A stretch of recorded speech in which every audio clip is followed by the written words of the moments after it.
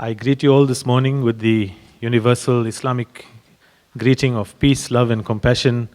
Assalamu alaikum wa rahmatullahi wa barakatuh. Welcome to this Cape Town Sufi conference. I think this is the second or third one that we are hosting here in Hout Bay, but it's wonderful to see all of you here today. Such a diverse audience sitting in one of the most diverse parts of the world. And we are a really diverse country with 11 official languages. The 12th one will be adopted soon as the 12th official language. 9 provinces, 5 languages in our national anthem. So really a symbol of diversity. So you're welcome this morning. We have a program which I will take you through a little later. But we will start off this morning with a recital from the Quran. And I would like to invite somebody who Shaykh Fadhlalla made a special request to listen to. But let us start off by inviting Hafiz Mubeen Ahmed to recite a few verses from the Quran. أعوذ بالله من الشيطان الرجيم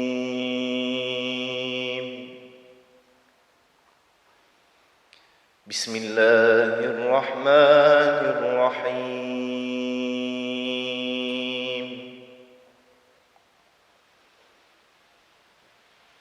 ولله ملك السماوات والأرض ويوم تقوم الساعة يومئذ يخسر المبطلون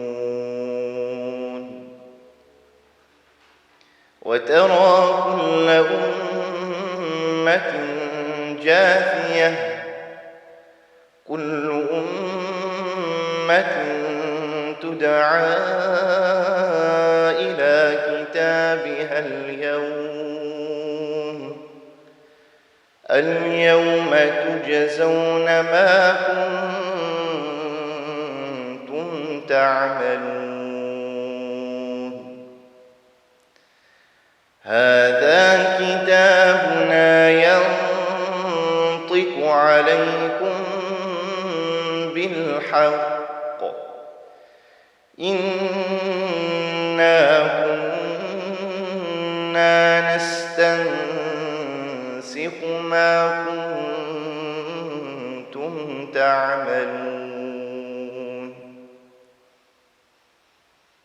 فأما الذين آمنوا وعملوا الصالحات فيدخلهم ربهم في رحمته ذلك هو الفوز المبين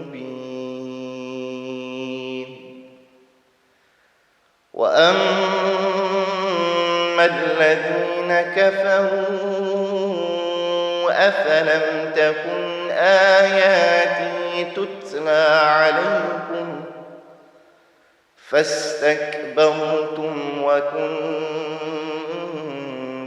قوما مجرمين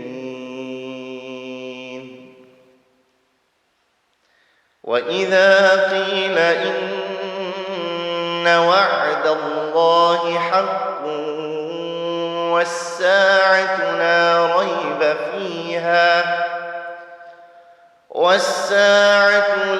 ريب فيها قلتم ما ندري ما الساعة إن نظن إلا ظنا وما نحن بمستيقنين وبدا لهم سيئات ما عملوا وحاق بهم ما كانوا به يستهزئون وقيل اليوم ننساكم كما نسيتم لقاء يومكم هذا ومأواكم النار وما لكم من ناصرين ذلكم بأنكم اتخذتم آيات الله وبدا لهم سيئات ما عملوا وحاق بهم ما كانوا به يستهزئون وقيل اليوم ننساكم كما نسيتم لقاء يومكم هذا ومأواكم النار وما لكم من ناصرين ذلكم بأنكم اتخذتم آيات الله هزوا وغرتكم الحياة الدنيا فاليوم لا يخرجون منها ولا هم يستعتبون فلله الحمد رب السماوات ورب الأرض رب العالمين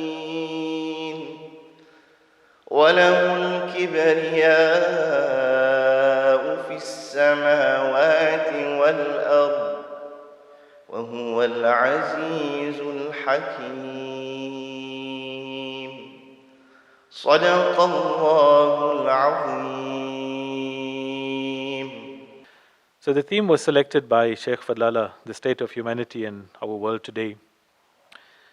The world and our individual lives today, it seemed to be filled with examples of pain, of suffering, of loss, of many adversities. The recent attacks on religious spaces in various parts of the world, natural disasters, human-induced disasters that unfold before our eyes almost every day on television and on the internet, and many personal tragedies not only wrench the hearts of every compassionate person, but also raise for the believer an age-old question that why do we suffer? Why does a loving God allow pain and suffering to exist? And every time the media reports on a tragic tale of suffering, whether it's a school shooting, taking the lives of innocent children, a hurricane decimating the homes of thousands, gang violence right here in Cape Town on our doorstep, our loved ones being diagnosed with an illness, a fundamental question that has perplexed philosophers, psychologists, theologians for generations arises, that why do evil and suffering exist in this world? Are there lessons or blessings in this? And more importantly, how can we navigate through this tricky thing that we call life? Hazrat Inayat Khan so beautifully reminds us that God breaks the heart again and again and again until it stays open. And sometimes life has a way of humbling us. I love the story of this guy who ran out to the world and he shouted, "Hey world, I have a BA." And the world replied, "Sit down, son, and I will teach you the rest of the alphabet." So today we will be exploring some of these themes. To just live or to just exist on a day-to-day basis is insufficient for us as human beings. And in this increasingly complex world, we're all searching. We need to transcend. We need to transport. We need to escape. We need meaning. We need understanding. We want explanations. But more importantly, we also need hope, and we need a sense of the future. And we need freedom, or at least the illusion of freedom, to get beyond ourselves.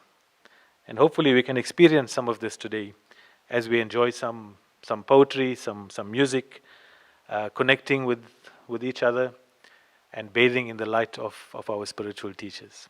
So I do hope you enjoy the day with us. We will now have a musical poetry recital by Ernestine Deane, and I'm going to quickly tell you about Ernestine. Ernestine is a singer, songwriter, actress, and activist from Cape Town. Her family moved to Grassy Park after they were forcibly evicted from their farmland in Constantia under the Group Areas Act. Her mixed heritage and upbringing on the Cape Flats in apartheid South Africa has given her work a depth that is palpable in every song that she sings and writes. She's enjoyed a very colorful career. It's a really long CV, but I've abbreviated it. But one of the highlights included the honor of performing for both Madiba and for Desmond Tutu. She's also shared a press conference with Maria Makeba at the North Sea Jazz Festival and supported so many international acts both at home and abroad. Ernestine moved to Germany in 2011, where she signed with Delicious Tunes. And on her return to South Africa, she launched her all-woman band, Dub for Mama, and has been warmly received by South African audiences. Ernestine has become an active union leader since her return to South Africa as a co-founder and vice chair of the music union TUMSA, or the Trade Union for Musicians of South Africa. She has represented musicians in Parliament for the amendment of the Copyright Bill. Ernestine's velvet voice, as we will hear just now, draws you deep into her stories, into her poetry and her songs. And for her, music and story is a balm for the soul, a mystical language that can bring healing and connection between human beings. Ernestine merges music and ritual to create an experience that goes beyond entertainment. So please enjoy Ernestine Deane.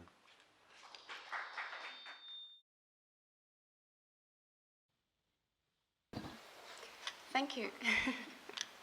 Thank you for that warm welcome. I'm feeling incredibly blessed to be here today.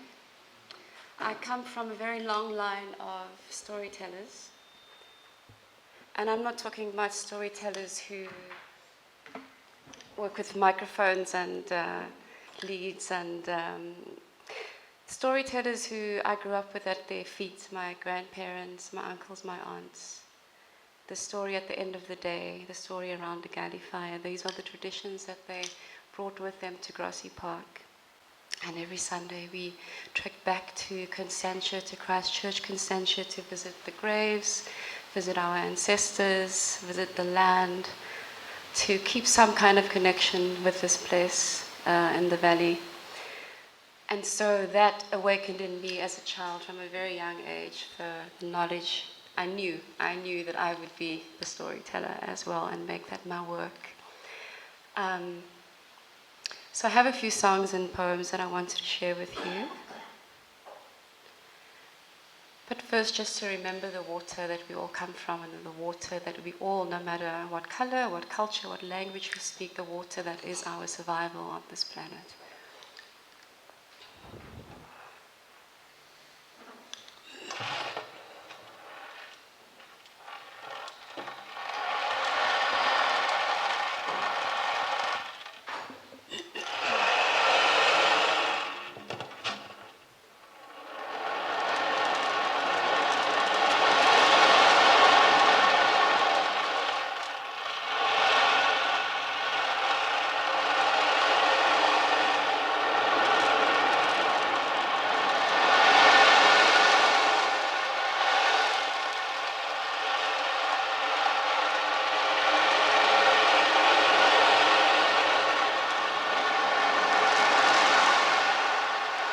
In the beginning,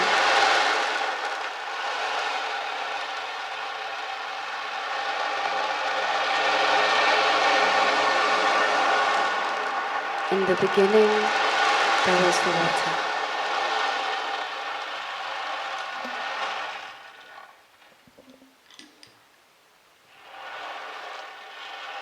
In the beginning, there was the water. The water we all know. The water we all grew in. The water in the dark, warm depths, in the belly, the mother's womb, the start of life. In the beginning, there was the water.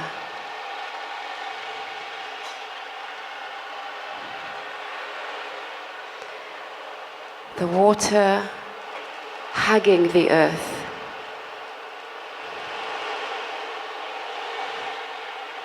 Feeding our children. Quenching our thirst. In the beginning. In the beginning there was the water, long before planes, long before aircraft, the water holding the dinghies, the boats, the ships, the routes across the world, making new maps, bringing our ancestors from point to point on this one earth. In the beginning, there was the water.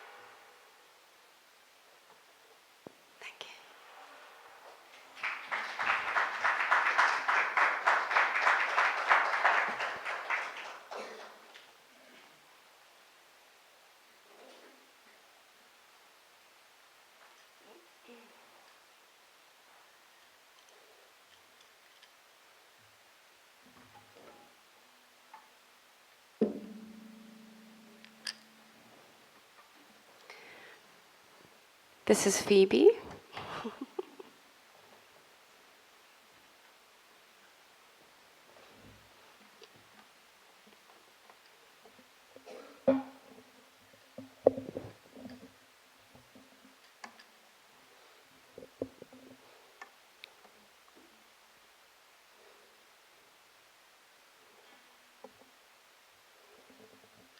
This song I wrote after sitting in an incredibly amazing, I guess it was a session of healing with a great leader from Zimbabwe, a mystic man, spiritual leader, Baba Mandaza. And the song came to me in a dream and was the reminder, not just to me, but to everyone I see, to remember how great you are, to remember your connection to something so high that was there before you came and that will be there when you pass. To remember that we are not small, we've come to do great work on earth, and sometimes that greatness is just the sharing of a cup of tea with the neighbor or smiling into someone's eyes. Sometimes you're on world stages, sometimes it's the meal that you prepare for your family with love, but we are here and our lives are here to be lived and to honor those who've worked so hard for us to be here, to be able to enjoy the lives that we have. I'm still not sure what the song is called. It's a fairly new one, but you'll get the gist of the story.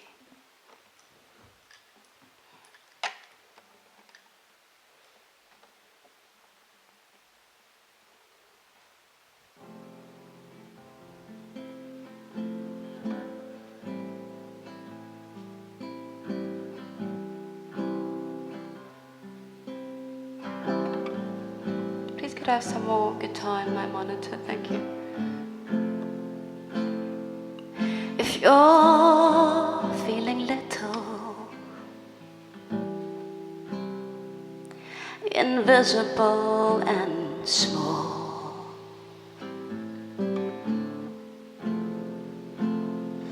if you're feeling doubtful or fearful at all, stop now, stop now, stop now.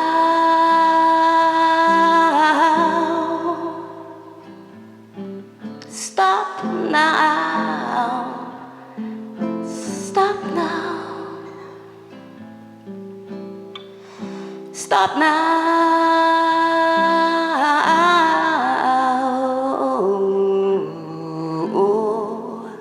You are wrapped in deerskin,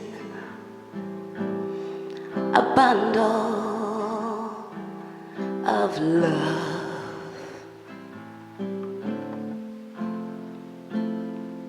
Grandmothers are gathered and pass you around with so much love, with such love, such love,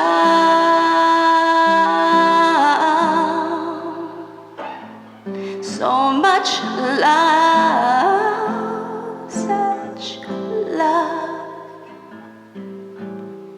with love.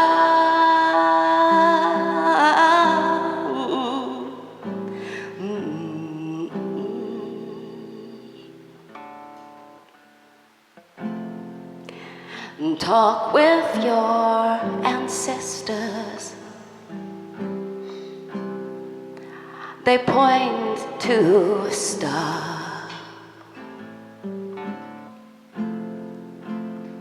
bringing you a message, a dream from afar.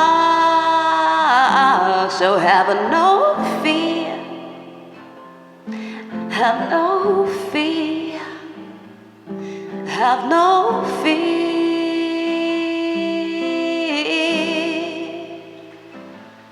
Have no fear, no fear, no fear. They hear.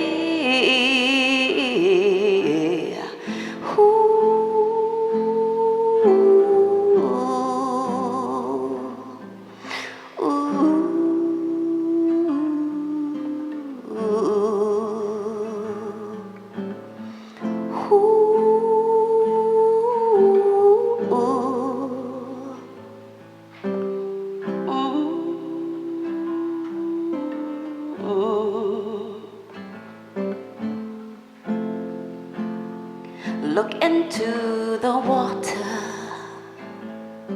dear daughter, dear son. Tell them of your worries, your wishes, each one, and then sleep deep, sleep deep, sleep deep. And it's okay, it's alright if you want to weep. Ooh, ooh, ooh, ooh.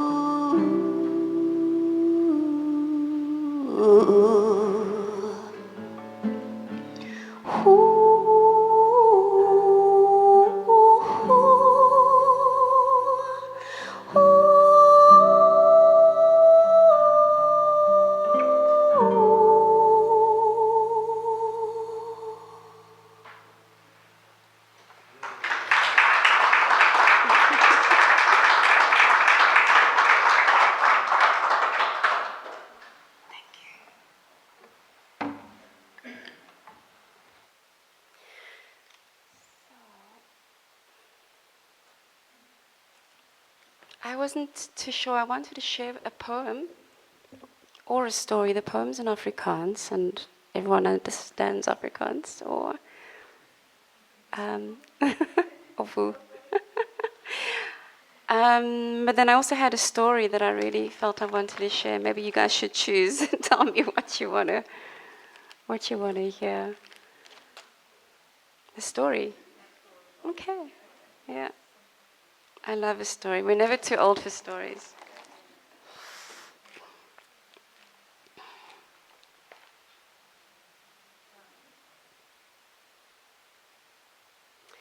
This honors my auntie, Oli. Her name was actually Olive, but you know how as a child you never get to hear what the actual name of that elder was until you bury them. And then it's like, oh, Auntie Meire is actually Diane. And Auntie Oli's name is Olive. So this is the story about my Auntie Oli. My 100-year-old aunt died in the night. Olive Irene Sito was her name, but we called her Oli. Oli was my grandfather's eldest sibling. He called her Sisi. He was a complex man, a strong patriarch who became a little brother in her presence. When a tree that old falls down, the ground shakes, the vibrations catapulting us right back into childhood. When that baobab fell in the night, I was transported to my years back in Grassy Park, even before primary school. My Opa and Oli grew up in Constantia. In the 1930s, their father, my great-grandfather, caught wind of the fact that the land would be rezoned for European occupation. So he sold some of his farmland and bought property in Grassy Park. Cradled between Rondevlei, Zeekoevlei, and Princessvlei, Grassy Park was in those days grassy and marshy, and Zeekoevlei still had hippos in it. The first piece of land he bought had an old farmhouse on it. Oli moved to this house after the Constantia removals in the 60s, and it's in this house that she took her last breath on the 4th of August, 2018. By the time she moved to Grassy Park, she was already widowed. Her husband, Wamyan, was a vat maker in the Constantia wine valley. She never married again. Back to my childhood. In those days, there were mobile clinics that drove into the Cape Flats. Wednesdays were the clinic days in Grassy Park. On a Wednesday, the van would park in 8th Avenue, and the moms would queue for milk for their babies, have them weighed and vaccinated, collect medicines. On a Wednesday morning, I would walk hand in hand with my granny, my beloved Nani, as I called her, with my cousin in my pram, and afterwards we would walk to Italian Road, to Oli's little farmhouse, a stone's throw from the Rondevlei bird sanctuary. For tea and sandwiches or leftovers of the meal she'd cooked on her mint green coal stove the night before. Tamatikos, koolkos, minskerry, waterblommetjie breedie. The water lilies that grew in the vlei. Oli was a strong, sturdy woman, fierce and feisty, yet warm like the fire that she always had burning in that little coal stove. Oli chopped the firewood herself, and she was known to catch snakes too, in the long field grass on her property. Her skin was a magnificent dark leather. I never saw her hair dyed, straightened, or in curlers. She brushed and plaited her hair at night. And she spoke that special Cape Colony Afrikaans that one would have to translate for today's generation. Her stories were rich, they were beautiful and funny and angry and sad, and painted the picture of a colorful rural Constantia village and valley, of life in that valley. The coronation of the queen, of wartime rations, of harvest time parties, drawing water from a well or a stream, milking cows, packing donkey carts full with fruit and vegetables to sell when Green Market Square truly was a green market. And then packing lives onto those carts for the move out of the valley. Oli was not just an enchanting storyteller, but a kreevrou, a herbswoman. As a child, I saw young and old come through her door for indigenous medicines and balms made of vetplante, and koi herbs that grew in her garden. It's no wonder that she outlived her husband, 2 children, and her little brother, and lived for 100 years. So tonight I went back to that old farmhouse with my sister and our children to touch her bed and to hug and to cry and laugh and share stories with her children and their children about our Oli, to pray and to drink tea. The house still smells the same of buhu and hot knots koi goed, of hope and the promise of healing. My cousins tell me that all of that week she had been repeating these words. My name is Olive Irene Cito, and I live in Italian Road, Grassy Park. She was ready to be collected.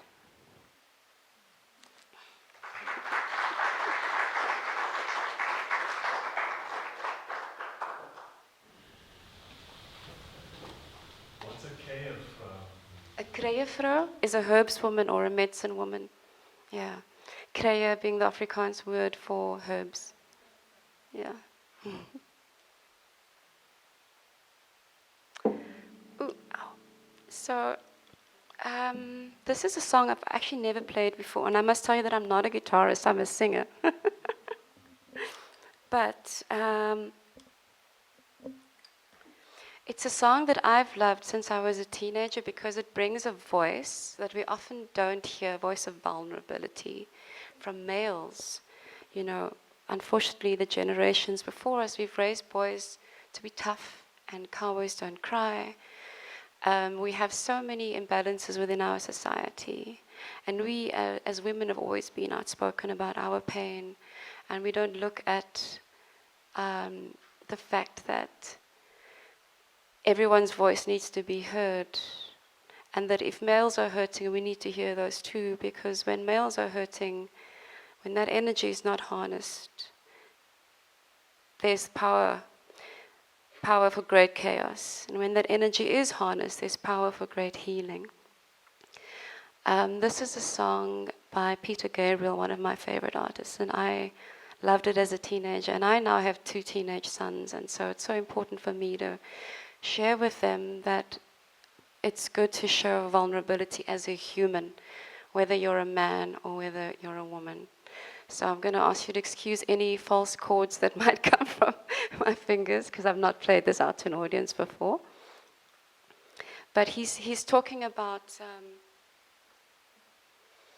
being tired, and I see it with my dad as well, who's 69. You know, when you've worked so hard, you've put in so much, and at some stage you're just tired. You're tired as a man, and you need also to be held. And you need also for someone to say to you, who's always the head and the one that must be strong and hold everyone and provide, to say,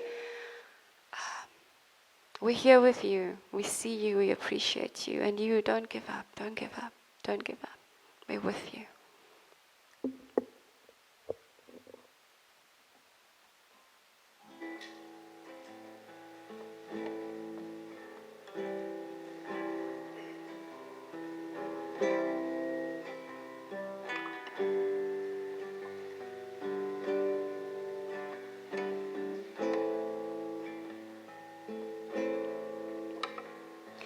In this proud land we grew up strong. We were wanted all along. I was taught to fight, taught to win. I never thought I would lose. No fight left, so it seems. I am a man whose dreams are all deserted. I've changed my face, I've changed my name, but no one wants you when you lose. Don't give up, you still have us. Don't give up, you don't need much of anything. Don't give up.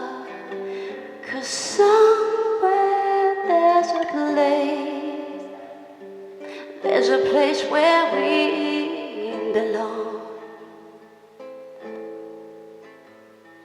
Drove the night toward my home, to the place where I was born.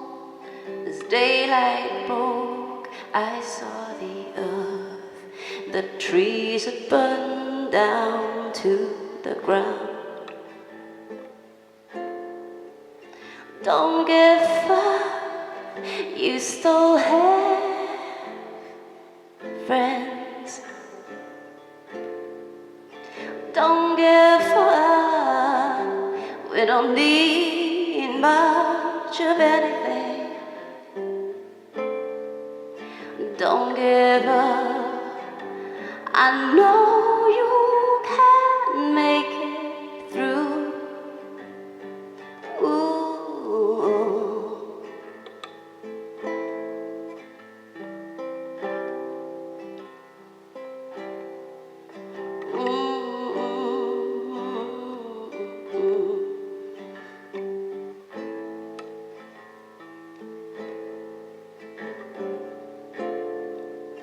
Don't give up, you still have us. Don't give up, you don't need much of anything.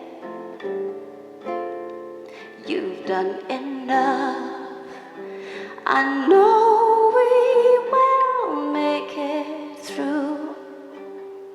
So will you.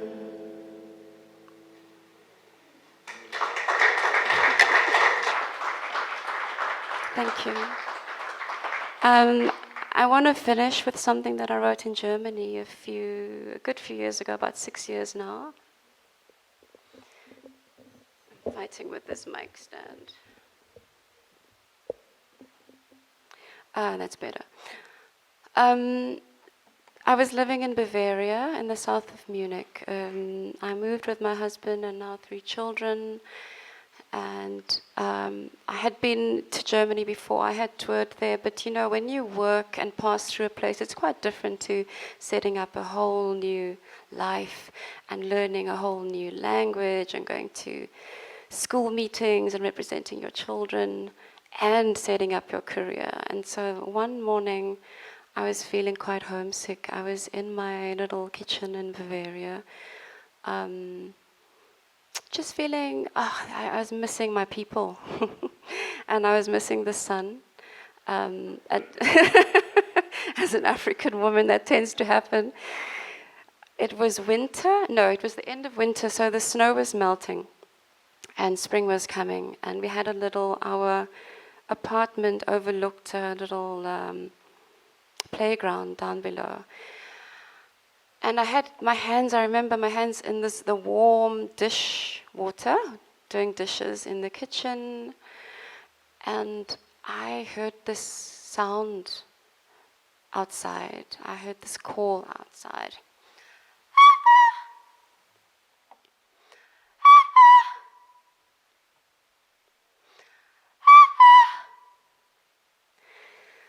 And the minute I heard this bird, something came over me where all of that homesickness had dissolved. And I realized, Ernestine, you are home. You're an earthling. You're on the planet. And it is your birthright to claim that space wherever it is, whether you move to Canada or the Congo or Paris or Mauritius. People have always migrated. That is what we do as humans.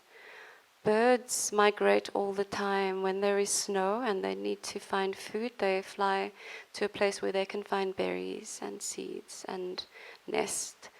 And we as humans do this as well. Sometimes the flight is very urgent. There is a war and we need to fly for our survival, or there's famine and there is no food. Or love. Sometimes our flight, the reason, the motivation is beautiful. We found a mate on the other side of the world, or a spiritual teacher, or opportunity to develop ourselves in our work. So that is what we do as humans. And that bird reminded me that day to stop feeling sorry for myself And that it truly is our birthright to feel well and safe and secure. And that our children have this means to feel well and safe and secure wherever it is that they as earthlings need to make a home on this planet. So the song is called Dee Dee Dee. The melody came to me that night in the kitchen, only the melody. And later on I pieced the rest of the chords together with my band. Some words came. And I perform it every time I have a concert. This is Dee Dee Dee.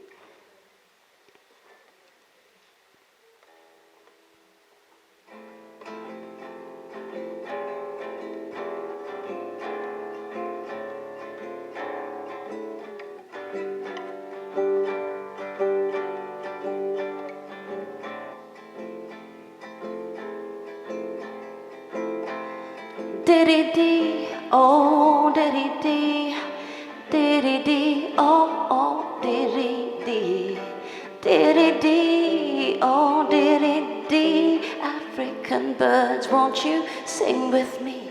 Dee-dee-dee, dee-dee-dee, oh dee-dee-dee, dee-dee-dee, oh dee-dee-dee, dee-dee-dee, oh dee-dee-dee. African birds.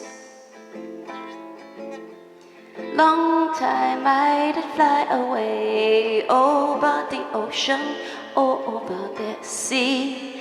One time I did fly away to start a new life in a new country. Some come, take me from my land.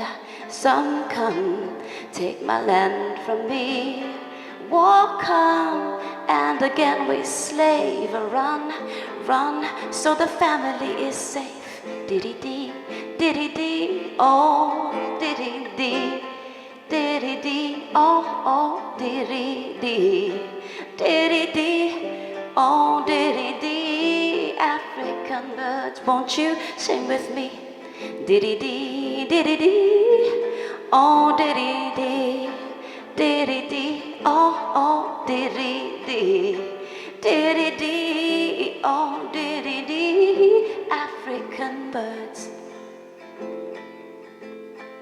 Long time I no see my mama. A long time I no see my papa. One time I had heard that little bird in that part of the world bringing stories from home, made me feel so unalone. Brought me news from the family, gave me strength for the daily living. Dee-dee-dee, dee-dee-dee, oh dee-dee-dee, dee-dee-dee, oh dee-dee-dee, dee-dee-dee, oh dee-dee-dee. African birds, won't you sing with me? Dee-dee-dee, dee-dee-dee, oh dee-dee-dee, dee-dee-dee, oh dee-dee-dee, dee-dee-dee, oh dee-dee-dee. African birds, sing, sing.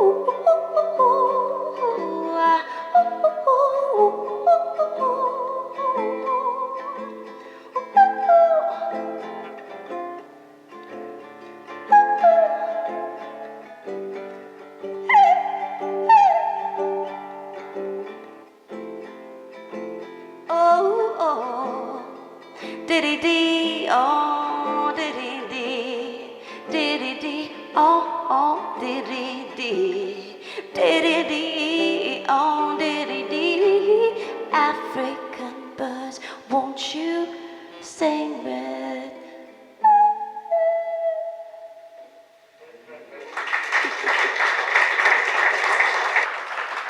It's been really beautiful to have this sweet time with you this morning. Thank you so much. It's a blessing for me to be blessed by you as well as I bless.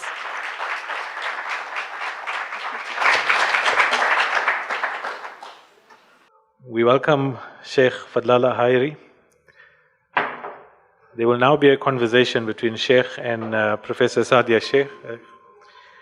So, for those of you who have not met Shaykh Fadhlalla Haeri was born in Karbala, Iraq, and comes from several generations of religious and spiritual leaders. His journey brought him to South Africa, where we've had the privilege of meeting him and being constantly inspired by his work. He is a spiritual teacher, philosopher, guide, a mentor to so many of us here today. And he's always been such a beautiful bridge between ancient Sufi wisdom and the modern world. Professor Sadiyya Shaikh is an author, teacher, associate professor, and head of the Department of Religious Studies at the University of Cape Town. Most of her work is situated at the intersection of Islamic studies and gender studies, with a special interest in Sufism. So I invite Professor Sadiyya Shaikh to be in conversation with Shaykh Fadhlalla. Assalamu alaikum. Thank you all for being here. It was a beautiful start to this morning. Clearly sound carries so much beauty and so much meaning. And so alhamdulillah for this beautiful opening, both to Ernie and to Noha. It's an honor and an enormous privilege to be in conversation with Shaykh Fadhlalla Haeri, one of the most luminous and incisive contemporary spiritual teachers. Wisdom, as we might all have come to understand, is a rather different dimension from just knowledge. And we have in our company a teacher whose teachings emerge from that deep, rare, and piercing insight into the nature of reality. And together with that very enormous depth, he also has a wonderful sense of humor. So it's absolutely my pleasure to be in conversation with beloved Shaykh Fadhlalla Haeri. And so thank you, Shaykh, for taking time to be with us. I'd like to start off by asking for your view on the assessment of the state of the world in terms of the long arch of history, or the long arc of history. Has there been progress of humanity in the last few centuries? Are we better, happier off now as opposed to the past? Just as a broad starting point, Shaykh. Bismillah, Bismillah, Bismillah. Bismillah, Bismillah, Bismillah, Bismillah. We are all concerned about improvement. Every individual, he or she or it, is concerned about benefits. Every one of us wants to take a reference. Am I better now than what I was? Are we better as a country or as a humanity than a million years ago? And on and on. We are all, each one of us, is genuinely concerned about what we call development, progress, improvement. Now, each one of us knows that there is a moving stream in time and space, and that the astrophysicists tell us there was this thing, nobody knows what it was, how it was, what it meant, called the Big Bang, from which the universe emerged and the galactic immensities just exploded, ever expanding, and so on. And then the other side of it is balanced by the micro side of the minutest,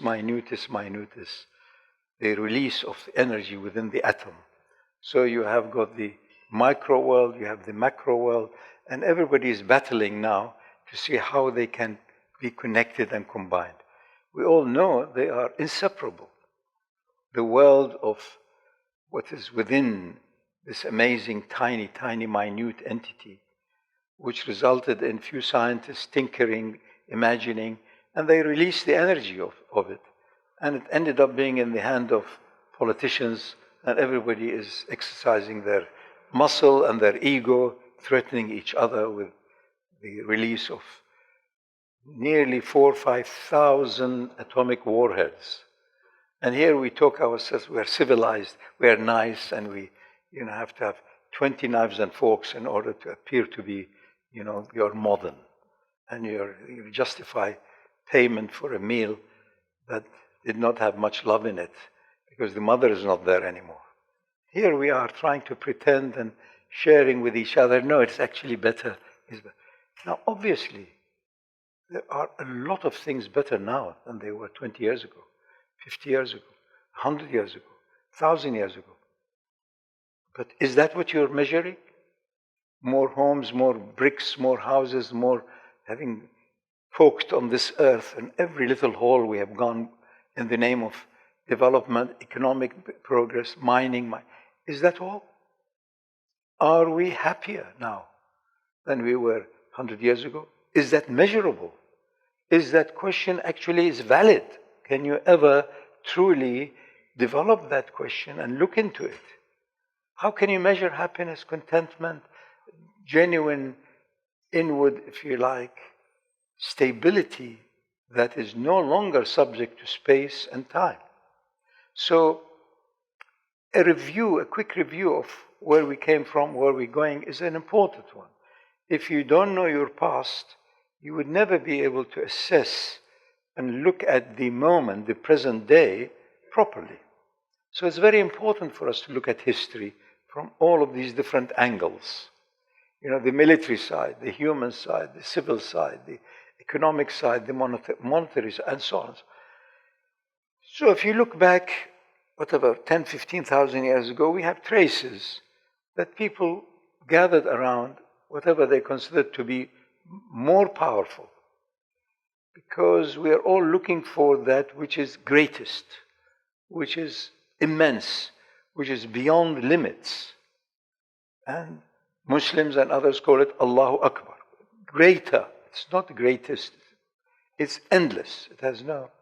So 12, 13, 14,000 years ago, we have archaeological evidence that there had been many pilgrimage sites in Northwest Asia, maybe elsewhere also.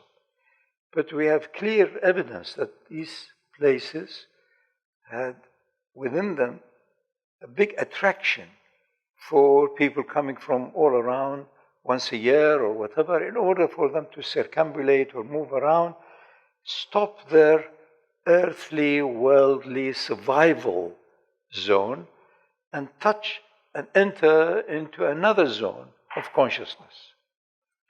So as you transcend the animal, which has been evolving for billions of years. So the animal in us, which began in one semi-permeable cell a few billions of years ago, evolved into this very complex entity, us. And for millions of years, no doubt, there was a balance between the outer and the inner. And, they played, they ate, they hunted, they rested. But over the last few hundred years, there emerged a serious diversion. The original thing was to be in balance and not to be afraid. And you died much younger. 2,000 years ago, probably the average age, whatever, was about 23, 24, 25. Unless if you are a Roman soldier, then it would be a few years more because you were given food on time as a soldier. That's about it. And now we say this is 78, 80 years for women and few years less for men. So God is very kind for men. They suffer less. Really. And God knew that women are more resilient, more stronger, so they live a bit longer to take care of the burial or carrier or whatever. So we emerged in what we can discern and share perceptibly with our perceptions that we are really not just this physical animal. There emerged few voices who said, yes, you really carry life, and that which you are carrying is eternal. And then there came the idea of sacred, the mental God. So you are carrying a spark of God in you. So there is reverence in you.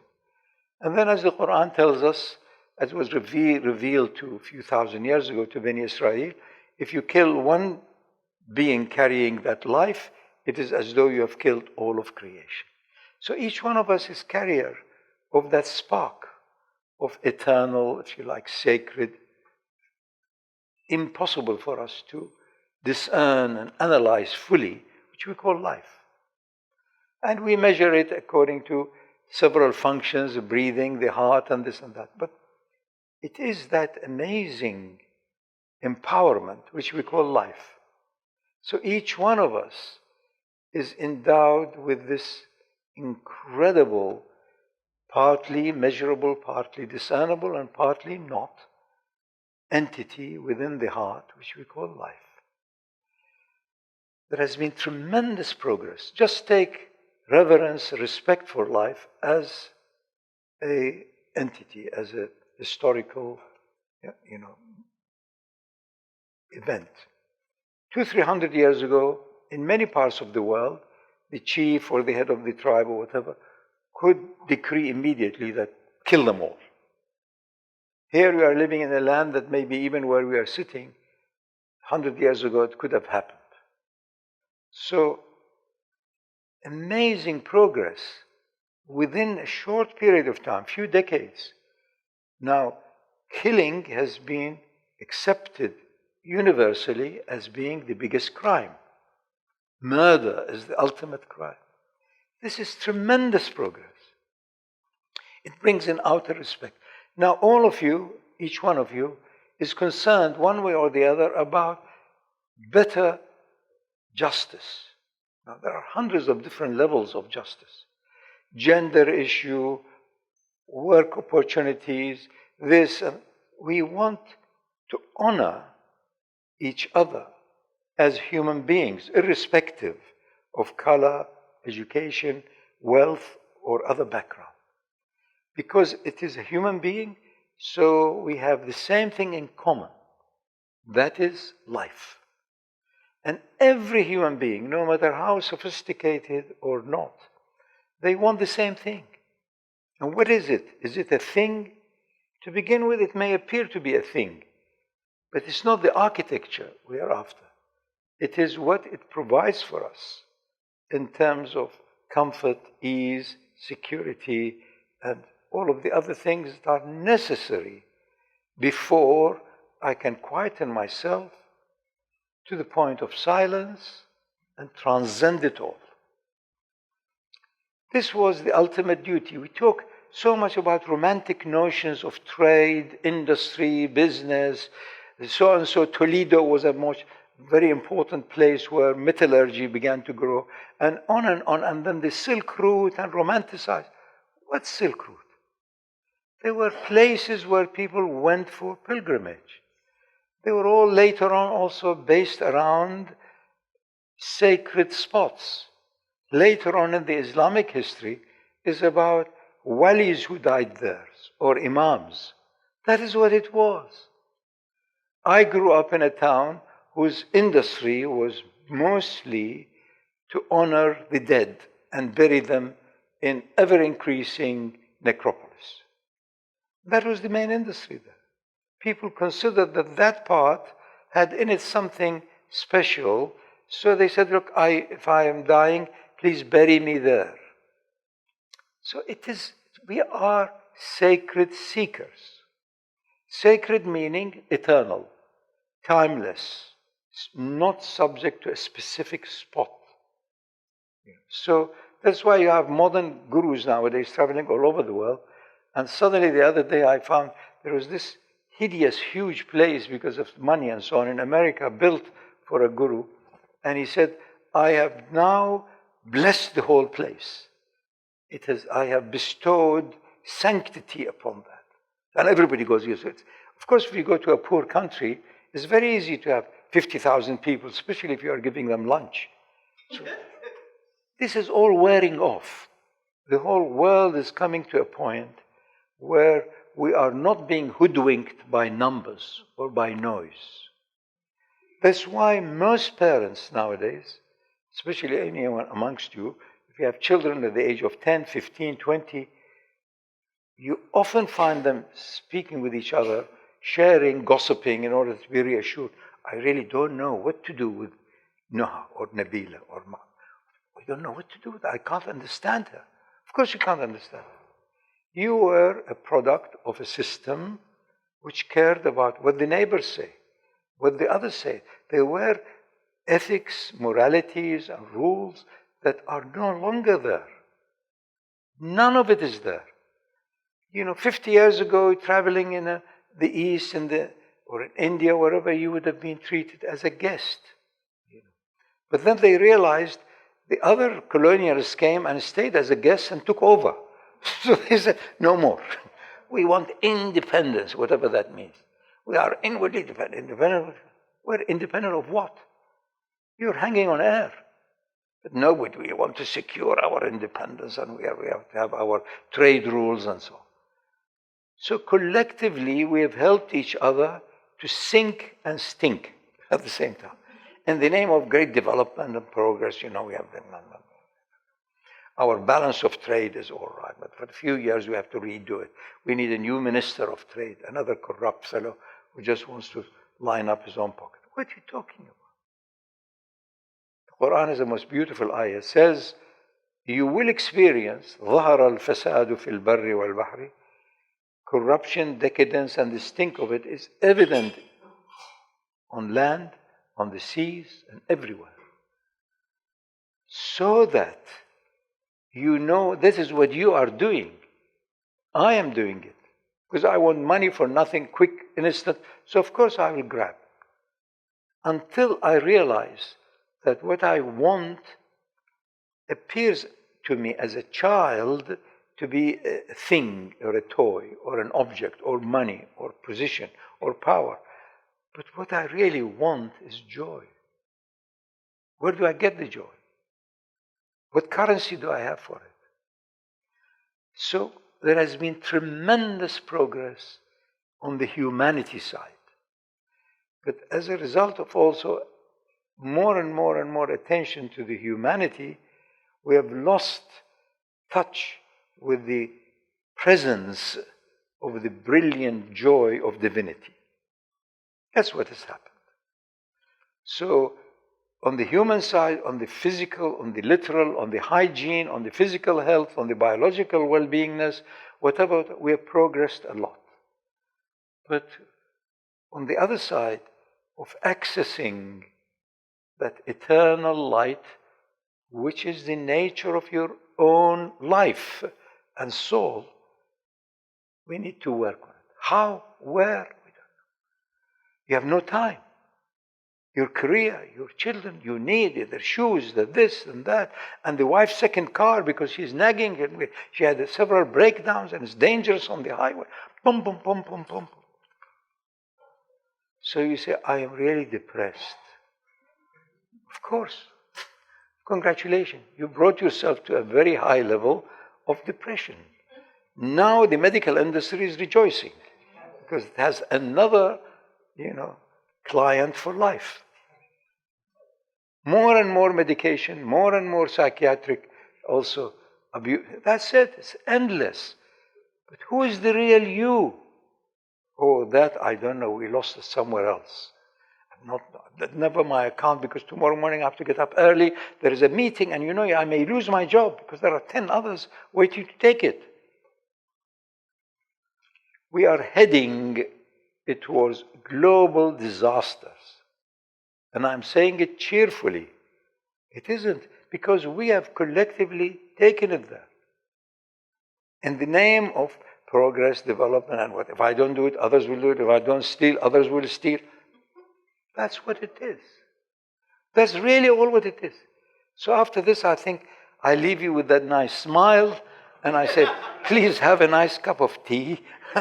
And thank Noha and all of the others, and especially my dearest here friend, Dr. Sadiyya, and tell her go home. And that's it, really. I read for you a poem just before I leave you for your tea.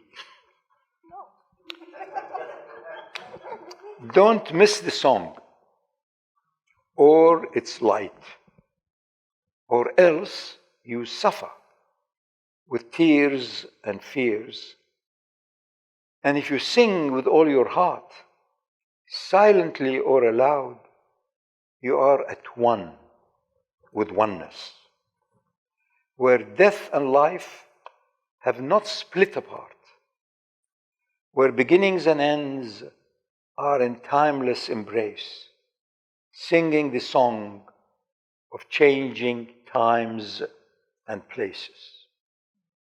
That's really all what it is. It doesn't mean you do not have to respond to your immediate local scene. You have to, because you're obsessed with survival.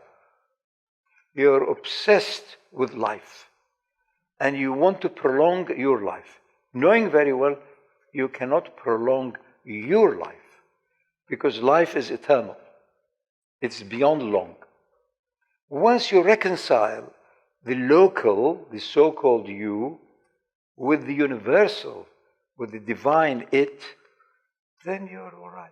Few more years, few less years. You have no fear anymore, nor do you have any sorrow. If you have that, you don't listen to anyone. You're listening to the throb of life in your own heart. Good luck to you. Now help whoever else you are touched to help. Not because you want to appear, not because of your own agenda, not because of... No, that zone is humanity. Humanity, we all respond. There is empathy, there is sympathy, there is animals who have evolved over billions of years. Now it's causing more havoc everywhere on earth, in heaven, under the earth, in the mines, in the sea. Humanity and divinity have to be in perfect balance of oneness. Then you are at the door of the one and only one. No matter what background you have, what religion you have, what culture you have, if you are on this path with a clear sketch in your hand, not a huge, complicated atlas, very simple sketch. If you are looking, helping, trying to serve, improve on duality, which is your human side, you are in a zone that is being energized by totality and divinity. But you are in the zone of dualities. You have to struggle there. It's fine. What goes up goes down. What was very important 30 years ago here in this land, which was survival for the indigenous people, now it has become a bit better improvement of justice, better situation of balance. You can't do it. And. So it is survival mode. It is duality mode. It's essential, not enough. Not until you put that at rest and transcend it to the zone of timelessness. You're out of balance. You're living in time and space, and that is rational, that's correct, that is necessary, but not enough. Not until you truly can move to another zone of consciousness that is not discernible. You have no movement, space, time, good, bad in it. You are touching then the divine in you. Then the divine and the bovine, when put together, there is this human being on two legs. That's what it is. So that's all what it is. We are at a zone in time and space where the young, intelligent people will get it quickly. Do not deny that you want to excel in whatever you're doing. Excel. But where are you in deep sleep? And if you don't have deep sleep, good sleep, you're completely out of norm of well-beingness. There are two issues that the usual so-called science of whatever we have neglected. One is deep sleep, and the other one, the social needs. As important for health and well-beingness. You need to be with like-minded, like-hearted people. And if you are concerned about the balance between the ultimate, perfect, eternal, cosmic, divine, and the human side, then you need to be with people who have got a similar attitude. Otherwise, you think you are mad. And others will also take you. 50 years ago, they would have filled so many madhouses and lunatic asylums with them. But nowadays, because of economic changes, no more. Go to psychiatrists, they slap you with chemicals and this and that. So it alters every damn thing in you. So you need to have social connection with people who are at least have a similar inclination.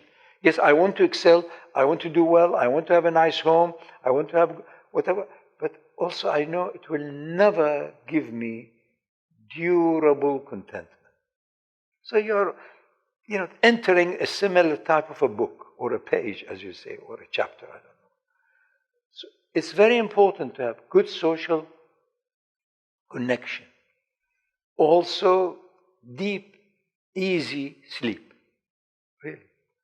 And I'm endowed with both. So that's why I'm in utter gratitude, with or without you. So really, so that is the whole story. You don't need to make it complicated. People who make things complicated is because they don't know it enough. They haven't gone beyond the knowledge. If you aspire for knowledge, until you come to a point where you know what you need to be given of knowledge will be given to you at the time that you really need it, not at the time you think you need it. That is insurance. No insurance policies in that zone. That is the story. It doesn't need 10 years of studies or 5, whatever it is, 50 years of recitation of the, no. It needs total silence.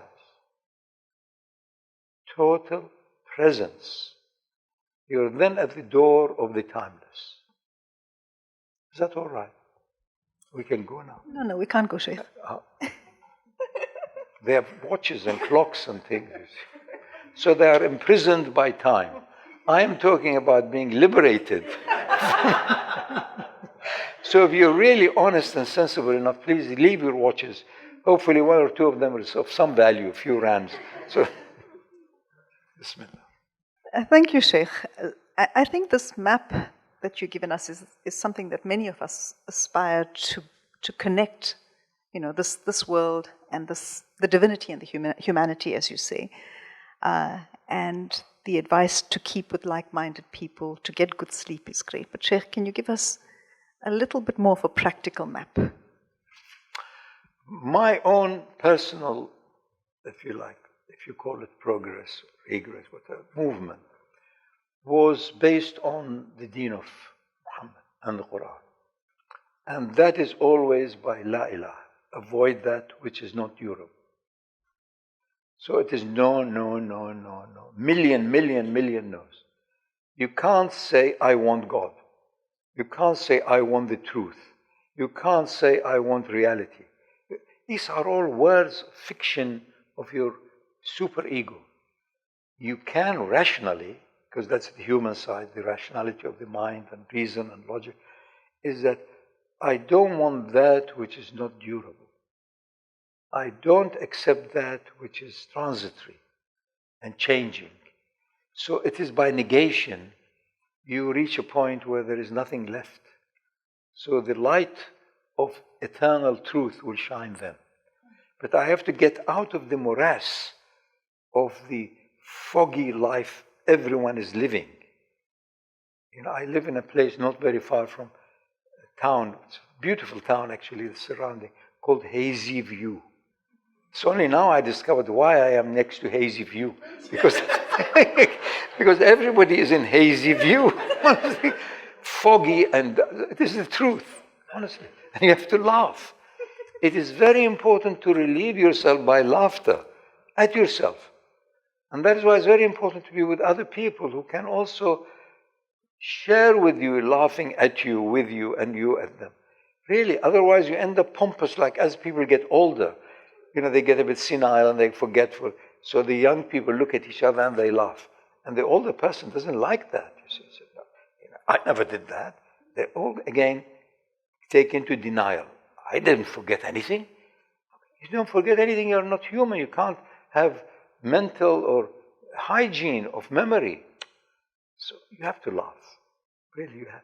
And you find most people who are stuck with over-structured religious confinements, they become very pompous and very serious. They don't laugh. They become very serious.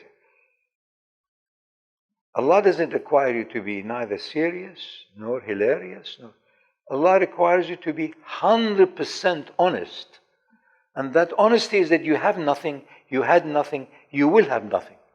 So in between, what is it that you are looking for?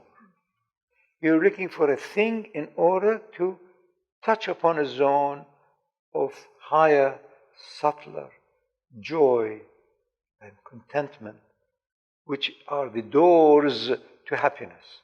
Happiness is the nature of your own soul.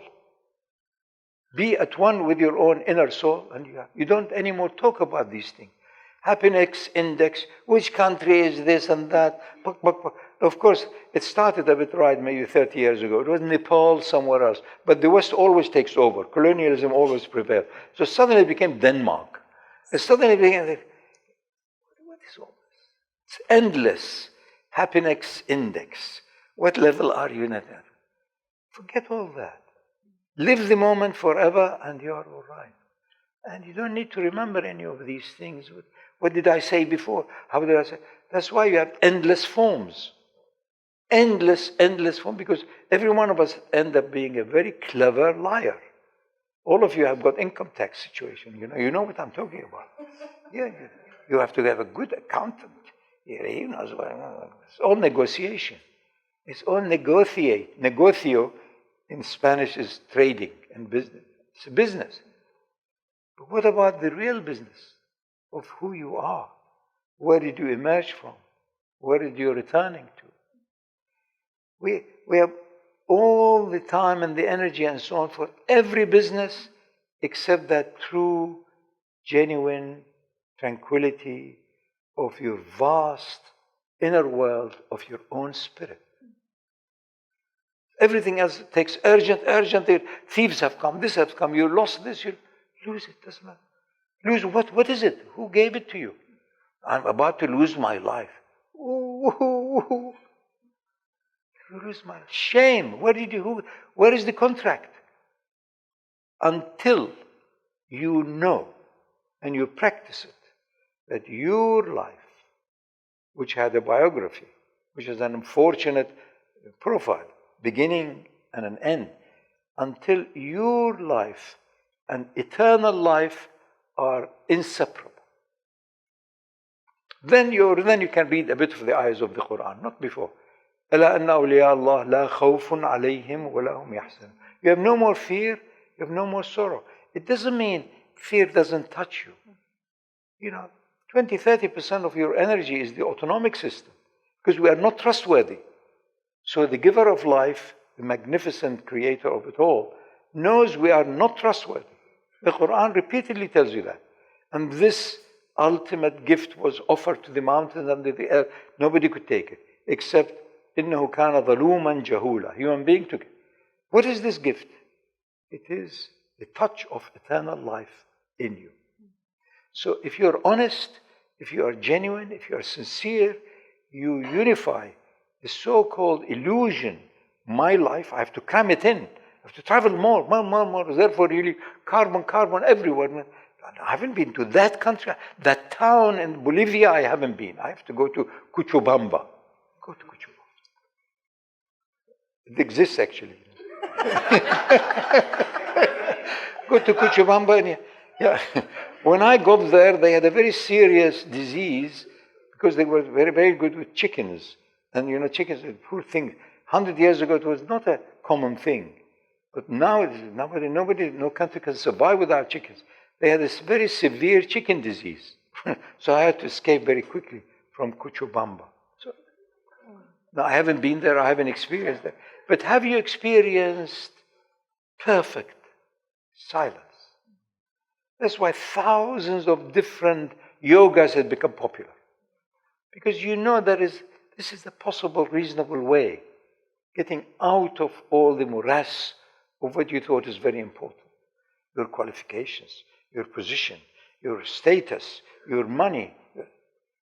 They have some importance, but ultimately, the most important thing ever is to lose yourself out of yourself by courtesy and honor of your soul. What is it that you want to be in awe? Mind-boggling. Come and look at the most beautiful scenery. I'll take you to where and so on. And people fall in love. What happens at that moment? You lose yourself. So why can't you lose yourself any other time? We need excuses. Fantastic taste. 400 years ago, the most important thing in most of the so-called developing world were spices. Spices were rare. Poor people in the West and the North, they just had very insipid cabbage a bit. But if you brought in a special thing, nutmeg became the most valuable thing for possibly about 45 years. If you had a kilo of nutmeg, you would have been a wealthy person.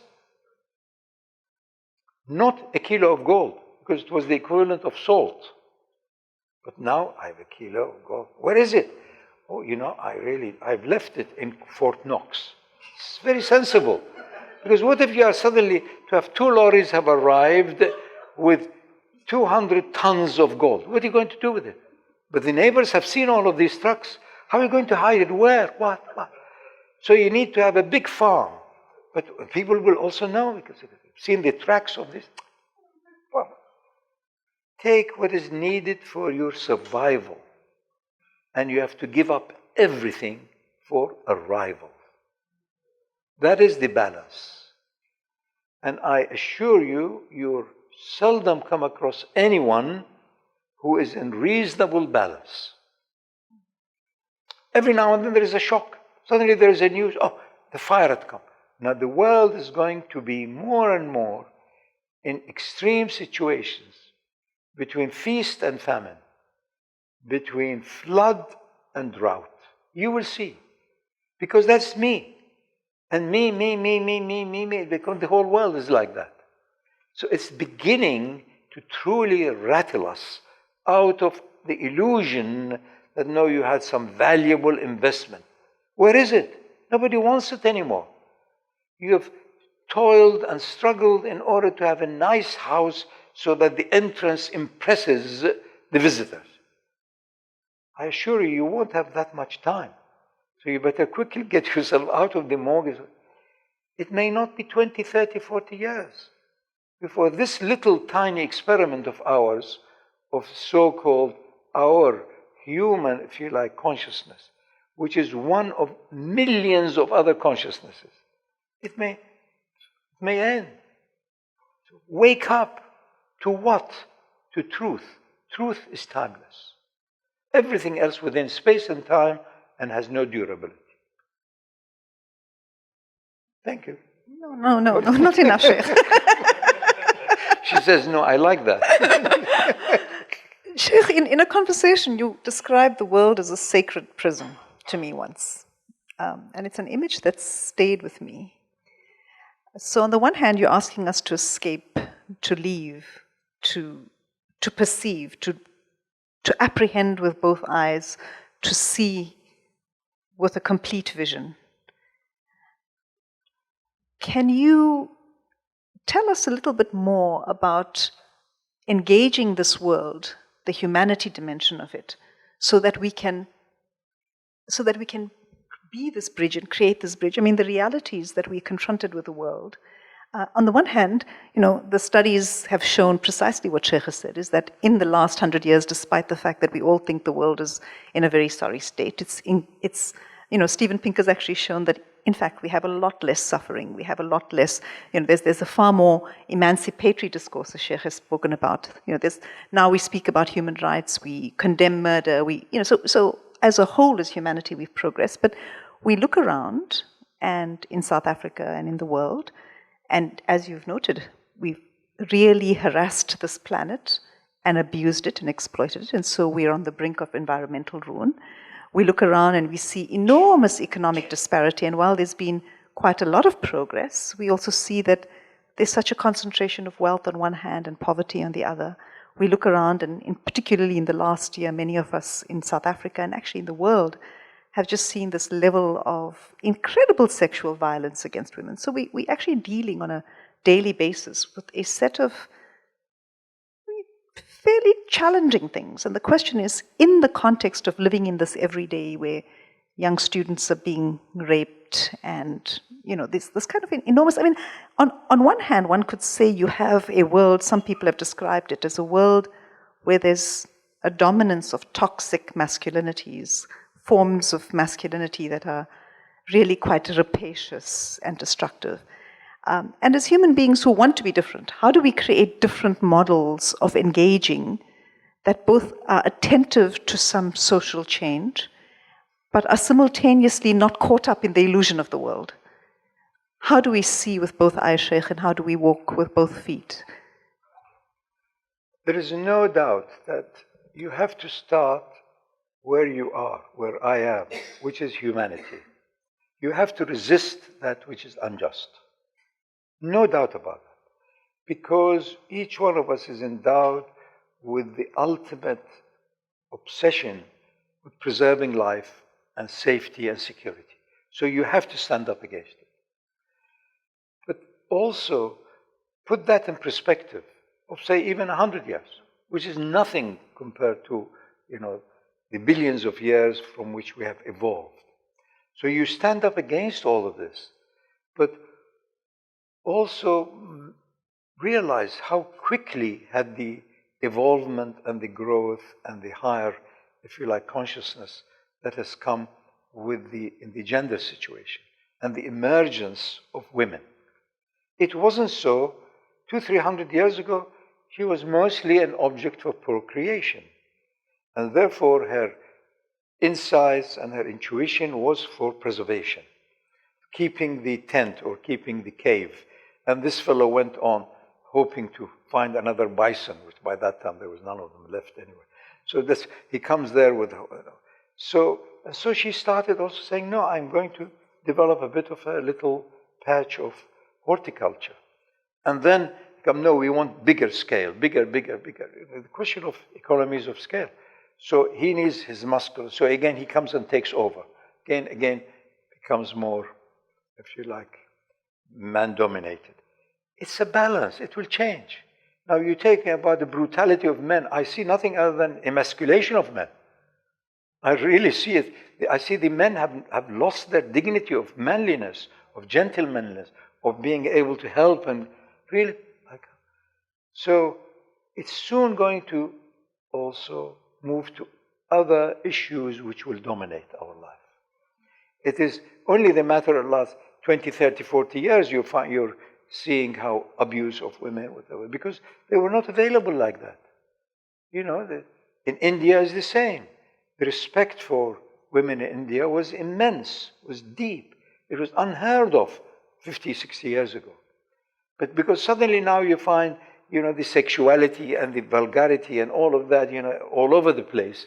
So you find a bit of all of that, nonsense and nuisance and criminality. So it will balance. Because we have no option other than trying to bring in justice, equality, fairness. The colonial thing survived longer, especially out of Britain, because of fair play. They didn't immediately suck the blood of the animal completely, no. They allowed them also to survive. They want to go around rituals to whatever, Hajj or whatever, let them do it, that's fine. They didn't object to that. So we have to stand up against anything that is unfair in the higher sense. Anything that is alive has to be respected. And especially equality amongst human beings. It just happens of the duality between man and woman. May not last. Maybe another 50 years that will disappear. Maybe just as well there will be no production, no children, as much as we have filled up every hole in the world. You can't tell. So, but to rise against anything that is unfair, unjust, incorrect, is necessary. Because the Quran also reminds us, وَاتَّقُوا فِتْنَةً لَن تُصِيبَنَّ الَّذِينَ ظَلَمُوا مِنْكُمْ خَاصَّةً. Watch out for curse, difficulty, whatever, will not only afflict the people who are perpetrating it, it will come over. A fire you may hear, it will go to the neighbors. You can't. So these are the basic fundamental, if you like, necessary awareness for us as human beings to put right in the front. It's unfair. You're treating the children unfairly. You're abusing them. You're forcing them to become robots because you had insecurity about money, so you're forcing your children to be big money earners. Well, a child wants to play, wants to din, wants to... Nobody likes to work. People don't admit it. No one with a bit of intelligence likes to work. I tell you, they're all pretending. I'm doing a good job, you know, I am in, and we're serving children, we are in a hospital, we are in a what, we are... Why are you kidding? What is it you really want? That's why children also, give them as much time and attention at home, they won't accept it. They want a holiday somewhere away. So what is there somewhere away? Because suddenly you're walking together, you know, the usual family, the husband, wife, and two brats, going to cause havoc.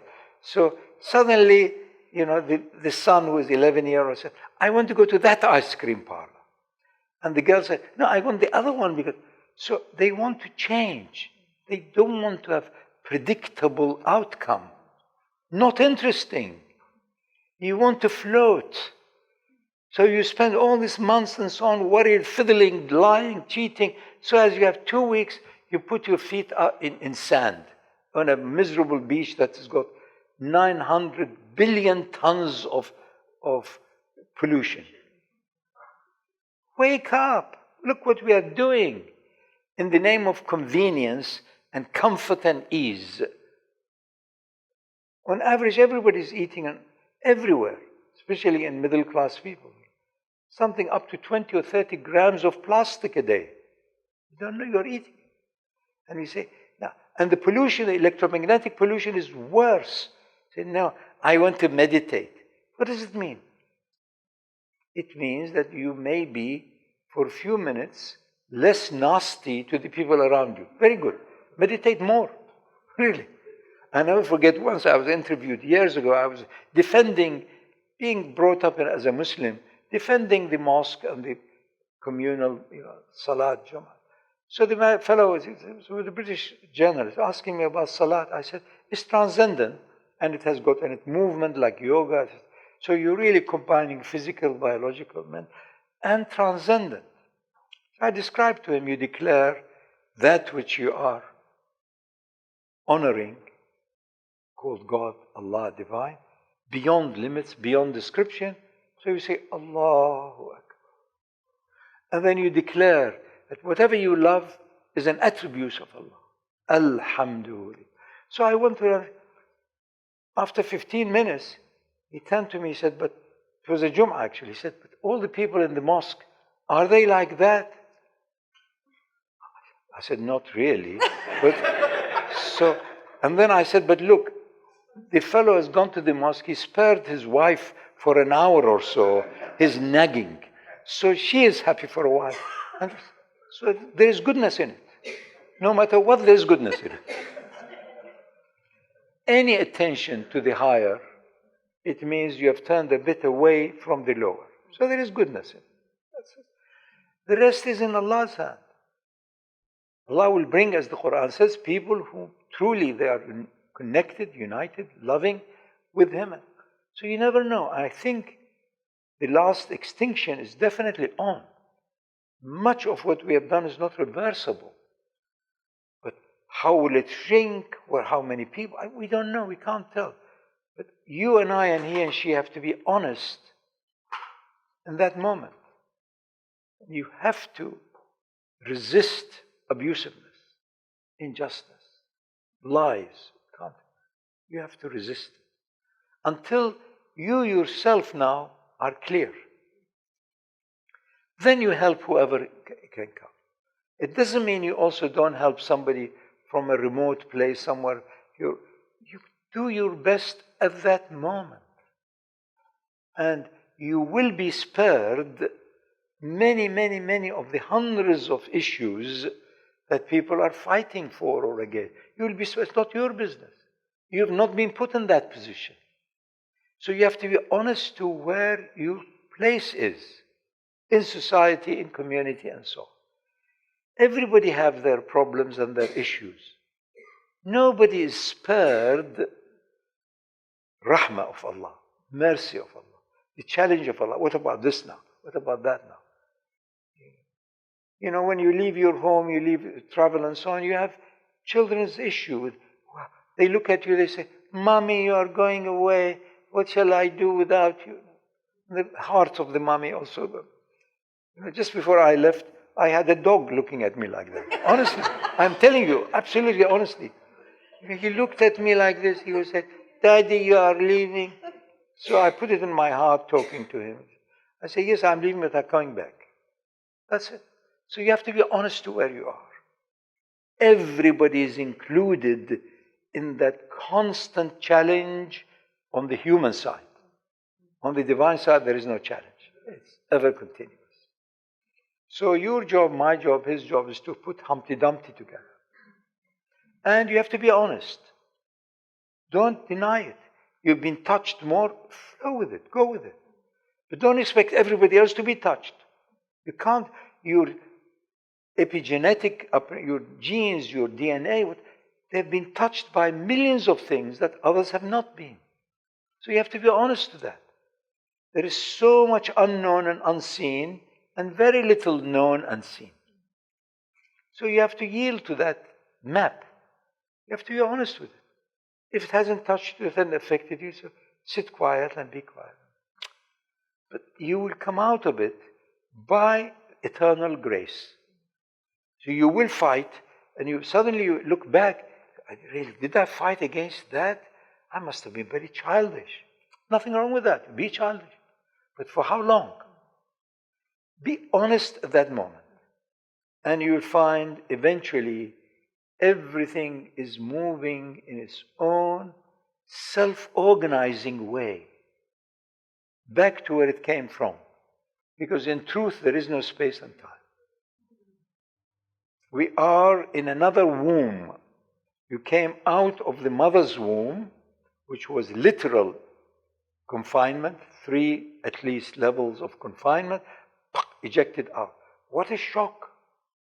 What a shock. Suddenly now you have to breathe, the umbilical cord is gone, you have to go to the, etc., etc. It takes years for you to adjust. The best part of maybe 25 years before physiologically, biologically you are reasonably mature. Another 25, 30 years before emotionally, biologically, and other, hormonally you are reasonably balanced. And the last 25 years, usually people sink into depression of old age or whatever. I am dying. And they don't care. Of course, how can they care? Because they care for themselves. They're dying too. So have pity on them. You're relieved they don't care. Otherwise, they're caring, I have to thank them. What for? Everybody's in the same situation. There is differentiated sameness. That is divine justice. It's differentiated. Different color, different sex, different what. But it is sameness. You, I, he and she want the same. Certainty that your destiny is beyond perfection. You cannot improve on the future. Everybody will say, what about my future? I changed my job because there was no future there. Next job, no future there. The whole job's finished. The whole industry finished. You want a future. What does it mean? You want to know that the end of the struggle is in it magnificent perfection, beauty, and majesty. That's your own soul. That's all what it is. But you have to practice that. Initially, it may be a bit of an idea. Love of Quran, love of Deane, love of Muhammad. But then, go into it more and more, the idea becomes more of an atlas of different maps. So you have to read the map appropriately. The fellow was deaf, and couldn't see well because he was getting on in age. So they invited him for a special night of whatever it was, an Islamic gathering. And he could hear the voices and so on of them munching. So he thought they are eating too much, too fast, and he's not eating fast enough. So he started eating faster. And then his own illusion because of continuity. Each one of us is obsessed with the two C's: connect and continue. So this fellow's continuity. He said, no, they're eating. So he started eating faster and faster. He couldn't eat as fast because the continuity of sound began to magnify. So he took the plate and ran away. He said, no, it's not fair. I can't sit with these people. I'm going to take it for myself. Watch out. Your own illusion, selective hearing, seeing, feeling. You're crazy. Everybody is insane. And they used to have, out of their so-called kindness, they used to have monasteries, lock up people who've got some ideas about afterlife, and the other one was insane. But not anymore. Both of them are defunct. The best of the old monasteries became boutique hotels. Really. And also this. So now we have a lot of insane people, a lot of monastic. Really, that's what it is. You know, many of the people I meet, they say, look, you should have really been born 300 years ago. You'd have been an abbot in a monastery or somewhere in Fez as a chief, as a sheikh or something. But it has changed. We have moved into a wonderful zone where it is no longer outer horizontal accountability. What do they say? What do they think? Nobody cares what they say. As long as you have a bank account, as long as soon also it will be not an account, it will be all digital and it will be implanted with something. That's all what it is. Your ability to earn money, meaning your ability to provide something useful to the rest of humanity, 7.5 whatever billion of them. A useful skill. More important is your inner skill of transcending all of that. That's why too. From that point of view, we are in a most wonderful time in the world. But from the point of view that neighbors can raid and others and no more ethics, no more morality and so on, that is now morphed into a into vertical line. You and the Creator. No longer intermediate. This is a saintly thing, I'm going to beg him or beg her. Nobody can change for you. The Quran declares, O Muhammad, tells them, لا أملك لكم نفعا ولا ضرا. Tell them, I can't help you in anything that's good for you or bad. But beings of that inner luminosity can tell you that you are heading for disaster. So he or she cannot bring you doom, cannot bring disaster upon you. He or she who are illumined, they can tell you you are heading for disaster by your own state. Not that I can add to it or make it. So people mistake it because we've grown lazy in a spiritual sense. But please pray for me. But did you pray for yourself? Can you pray for yourself? No, but let me finish more my food. Let me finish this. Because no, that is more important. I need a new car before I pray. What are you talking about? So there are countless levels of ascending the ladder of consciousness. If you don't recalibrate with perfect consciousness, pure consciousness, God consciousness, then you get the hallucination that I am higher than others. It's like the fellow who Jesus called him, said, walk, come. We're walking on the sea. So the fellow said, he called me, I trust him, I'm going to walk. So he walked. As he got closer to Jesus, he said, well, I'm the same as him, I'm walking on water, and he sank. So watch out. Watch out. Realize you're not state. State can deceive you. Your station. Your station is your more reliable, constant state. So when you are with people of light and illumination, you catch their glimpse. It's like a candle catching a bit of the light. But the candle also will lose its light until it becomes constant. It is the constancy that you want. The ability to transcend all the time. No use going once for Hajj when you've done your duty because you are feeling guilty. So what about constantly? Quran describes it in numerous ways. The most prominent way is الَّذِينَ هُمْ فِي صَلَاتِهِمْ دَائِمُونَ. I'm amongst reasonably educated people, thank God. I don't feel too scared. It is about those who are perpetually in a state of connectedness, of prayers, of salat, or oneness. So it's no use going once in a while for Hajj and Umrah. They do it to appease the wife and the mother and so on, and all of that, and buy them bangles and mingles. What about frequency of that? If it is not constant, then your humanity is helter-skelter. Humanity without divinity is helter-skelter. Whatever that means, I don't know. I've invented it. Really, for human's sake, for humanity, what do you mean? We are all animals. We are all emerged after billions of years into what now we call humanity. But humanity not calibrated by its light, its life, then it is fantasy. It is just in order to make you feel guilty. You've not, especially if you build somebody's ego, we know you are, especially when there is donations. Look at the charade of this collecting money for charity. They first build you up. So you are very famous. We know how much, and then so they come in with a request for donation. And of course, because your ego, your generosity ego has been inflated, so you give. And then in an hour you say, my God, did I really give all that? You start regretting it.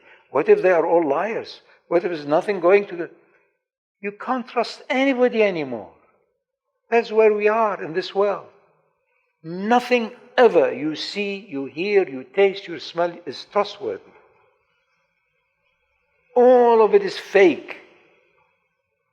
And as we were driving, I said, this is aroma chemicals. And I was corrected. I said, it's not nowadays, you don't call it that. You call it nature identical. Don't call it fake smell. That is the world we are in, and it will be more. Don't you ever think it is near midnight. No way. The suffering must be so much, and the indignities and the constipations, physical, material, spiritual, have to reach a point of tipping to the other side. So if you think that, no, it's nice, everything, it's not true. It's not true. Everybody wants to be the ultimate power. Everybody wants to be in control of maximum power in this world. Why? Because of the echo of the ruh in you, which is a spark of the global spirit, which controls the entire cosmos, not just the universe. That is the reason. So you want to mimic it. Now people also with teachers, most of them end up dressing a bit like the teacher, especially if they are Sufis or this, that, or Goofies, they have tasbihs. It becomes, longer, bigger, thicker, and hats. It is announcing that I want to be like this being because of the qualities of this being. But the real teacher doesn't care for the paraphernalia. It is those who want to increase their status and having 20 or 30 purid, whatever, around them, running around, nervous. Oh, he's very important, Shaykh. You don't know it. His life is in danger. He has 5 bodyguards all the time. And blessed Muhammad Ali Clay, they asked him, don't you have a bodyguard? He said, Allah protects me. Look at that. Really. That's why there's a soft spot for being like him. So be real. Be honest. Honesty is not easy. It's becoming more and more difficult. Honesty is to know you do not exist. And what really is the truth in you is the divine light that has been given to zillions of living entities, including the mouse and the rat and the really. Yesterday I inadvertently killed a gecko. I was really so upset. And I closed it. The doors are impossible to move where I am. So the gecko was caught. But suddenly it lost half of its body. But it lived, So it relieved me. I said, all right, you're going to regenerate. Life is sacred, you see. So it doesn't mean you don't also protect yourself. I had a wonderful mother who every now and then would sweep the ants out of her room into the garden. And once they swept all, she feeds them outside. She said, but don't come back. And of course, it was a daily event. Be correct. You can't destroy. Look what we have done with with the chemicals, with the fertilizers, with the food we are eating. It's all poison upon poison upon poison. And then you look everywhere and so on, you look for organic. Until the other day, we have an organic little thing where I live in our farm. Wonderful farmer. He said, I tell you, this climate here is semi-tropical. You can never have 100% organic stuff. The other creatures know and they tell each other that this is a good ambience, they're well fed, there's good water. They will raid it. Don't ever. So you have to cope. You have to judiciously. So it's like that. All of it is a compromise. So the compromise is allowed if you are using that in order to transcend to a zone beyond measurement, beyond good and bad, beyond beginnings and ends, beyond space and time. If you are not doing that, then you have work to do. Thank you, Sheikh. I have one last question. Sheikh mentioned now, and you alluded to the difference between form and essence, and that often we are caught at the level of form. And in relationship to Islam and Muslim identity, often people have a genuine desire to live correctly, but how do we make discernments between being attached to tradition and forms that are no longer serving our highest understandings or our time? How do we make those discernments? You know. You know it. How do you know when you have filled up your stomach, you have had enough food? How do you know? How do you know you have had no good sleep? How do you know? How do you know that your chest is now beginning whatever it is because of the bad smell? How do you know? How do you know you love this cat? How do you know? It comes to you at that moment. You will know. You will know this is an issue of form, muscles, kinesiology, and deal with it. That's fine.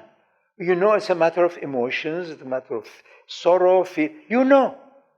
You know it's a matter of, you now on the mihrab. It's a matter of transcending awe.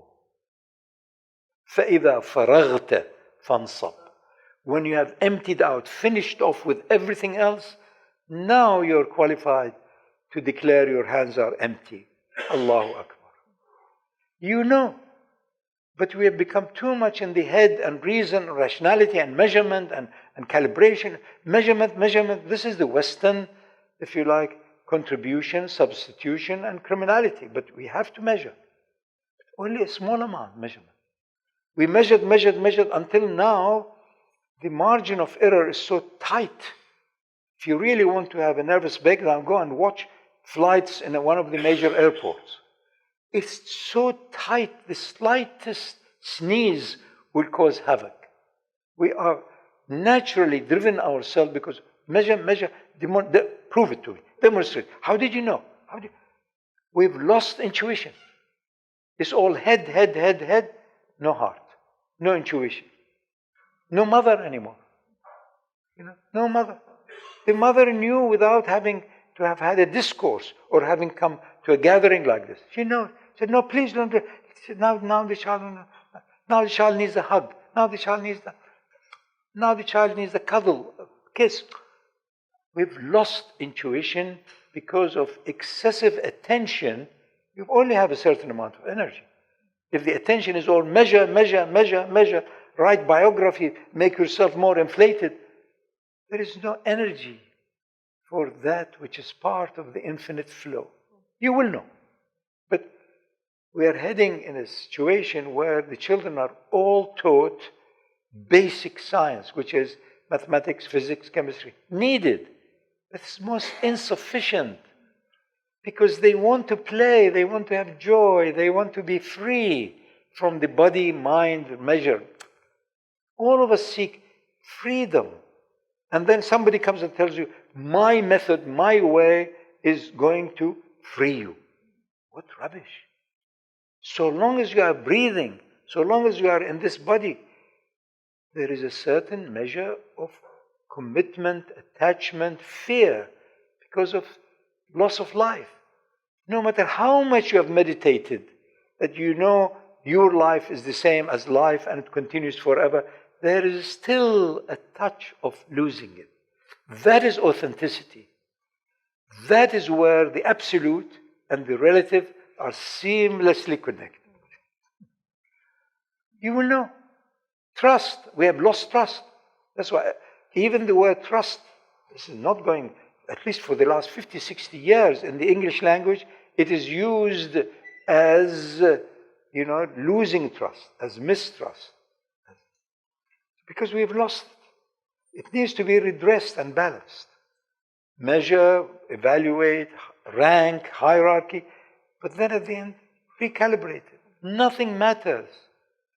200 years from now, nothing will exist. All of this hall that you've cared for, chandeliers, whatever it is, this will not be there. Rejoice in that which is permanent but not visible. Equally also enjoy that which is temporary and visible. They are seamlessly connected. If you're not doing this, Baba, you need to get re-educated. That's all. Sheikh, one last question. You yesterday said something which has kind of stayed with me, and you said that in this world, when we say La ilaha illallah, that we don't do the illallah. All we do is we turn away, and maybe you can expand. I just found that very powerful and resonant yesterday. So perhaps you can share with others as well. These are all concepts and ideas, and they became structured religions, and they lost their potency. 1600 years ago, the Arabs also knew the God of gods was Allah. It was devastating. So, because of the nouns, we are saying it all the time, become familiar. So I'd like to warn us that truth is so immense in its absoluteness that nothing will remain. Nothing has been, nothing is. It is too powerful. Even look at the metaphor of our life on earth. This is a metaphor. It took billions of years for the earth to stabilize, for it to be conducive after shadows and shadows and shadows and shades, for this immense power of the sun to enable life to take root in a tiny semi-permeable membrane on the ocean's shores or in oceans. Life began. So the Quran says, لا تفسدوا في الأرض بعد إصلاحها. What is the islah of the earth? It became possible for this earth to be shielded from the immense power of the sun and the UV for life to begin. What about absolute light? What about the light of lights? Not possible. So it is by excluding, this is not it, this is not it, that you get close enough, and there is like having dressed yourself to go to the ocean, ready for it, and then you jump. You take off and jump. So transcendence is that. So we have to accept that most of our energy, most of our life, most of our effort is on the human side, on the dualities, to balance it. The good and the bad, appropriate and not appropriate. But all of that derives its energy from divinity. So if you're serious to wake up, rather than using these funny words, he is enlightened, he is a transcendent, all these words, it's passé. Nobody will buy that. It's finished. Everybody wants it. A young child said, no, I want it. Don't talk to me. I want it. Show me how. So I say, all right, go for whatever you want to excel at. That's why the parents at school are not content unless both parents, especially the mother, especially if it is a boy, the mother, she goes there and clap for him. Oh, you jump so well. Poor mother, she was always concerned that he would trip because he's got the right foot is a bit twisted. So you've done so well. To be noticed. Does God love me? Does God want me? I really, today, I don't think God loved me. What sort of God is that is absent-minded that day? Stop it, Baba. We have mixed up a lot of religious, cultural nuances which had been drifting for hundreds, if not thousands of years, with the pristine knowledge that in truth, there is only truth. There is only Allah. Now leave that aside because you can't deal with it. You have just emerged from being an animal. It's only a few billion years. What's that between friends? You've just emerged on two legs. You have got a reason of mind, rationality. You've learned to make tools. You've got building, and you've learned how to import also, explosives from China. And then they made it into this. And the fellow excelled so much that the huge number of millions of people killed each other. Then it becomes Nobel Prize for peace. What ridiculousness. We are the most ridiculous species. So you need to be honest to the fact that we are deviants. We camouflage it. But don't you know, I am a religious person. We have just emerged from Ramadan. Now everybody has to cow down because, I've just come from Hajj, didn't you know? That means cow down. Because I love power, I want to play God, so you must. What is this? And the issue of also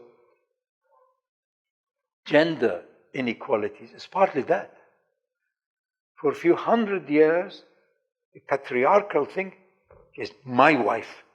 I control. It's like my dog. Shame, Baba. Your mother was, have respect for the mother. That's why we are suffering from it. We are resisting it, and it is changing.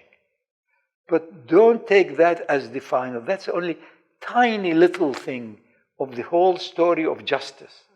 Justice is to know you have nothing, you had nothing, you came from something that's indescribable. كان الله ولم يكن شيء معه وهو كما كان. And returning to that. This is, if you don't recalibrate with that justice, then it is my justice. Cape Townian justice or Alaska justice. What is this? If you don't recalibrate it with absolute justice, then it's weak. If you calibrate it, then you will know what to do, what not to do, what to say, what not to say. Now I have to say thank you very much for your kindness, and that's it. Is that all right? One more. Just knowing, I'm very fond of her because I know her. She wants continuity. So one more. I am entirely in your hand because I'm under your control. I appreciate this control, Sheikh. I'm going to open the... Now there is... Now I'm being honest, Sheikh. Sheikh. I would like to just open the floor for a few minutes for any questions that people might have.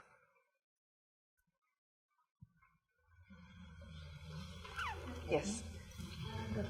Shaykh mentioned the difference, knowing the difference between your state and your state. Shaykh mentioned the difference between knowing your state and your station. Good. Could you elaborate on that, please? This is all to do with the human side, with the plurality, with duality. But it derives its energy, of course, from unity, like everything else. We are all moody. We are all, mood changes. That's why if you are in business, you feed the brute, take him for lunch, and then build him up, and then give him the contract. So we are full of moods, because we are deep, deep down in every cell, obsessed with continuity. All our mood changes is due to love and desire and obsession with continuity. So moods are states. That's why the intelligent mother tells the child, 11-year-old said, but don't ask your father now. He's come tired. Let him have lunch. So you know how to let him fill himself, burp and all that after an Indian meal, especially. Then ask him later. I will tell you when to ask. I sign thing. So changing moods are natural. When your mood becomes constant deference, one of the biggest reasons of the collapse of British politics is lack of deference. They used to defer to people who thought they knew, the experts. No longer. Sheikh Google has finished it. All the time, expert is there. So there is no deference. When your mood is constantly referring to your inner light and the knowledge as human that you're hanging on air and the air goes in, may not come out. Are you ready to leave your body? Are you ready to leave your mind and emotions? If you're not, then you are in moods. If you are, then you have moved to a mode. That is station. The other one is a state. He's in a good mood, He's made some money if somebody gave him a gift, or they clapped for his stupid birthday or some rubbish like that. So he's me. That's boring. Every animal is the same. Caress the animal till they all. Same thing as this human animal. Say, you are a very nice person. We are very honored for you coming. But really, add a bit more and they get more and more inflated. So until the wise wife or mother comes with a pinprick, you idiot, you believed it. They wanted your money or they wanted your company. Mood, changeable. Mood is in reference to something higher, more durable, so it's more steady. So a child is moody, pleasure, jumping up and down, messing about. But hopefully by the time you are 20, 30, you begin to take notice of circumstances. So you become more and more at the door of station. You're now a respectable person. People respect you. Don't do that. And so on. So you move from thinking you are this, that, and the other into transcending all thought to the light in your own heart without denying your thought. But your thought become tiny, it's a fraction of 1% of that. Thank you. One last question, Yumna.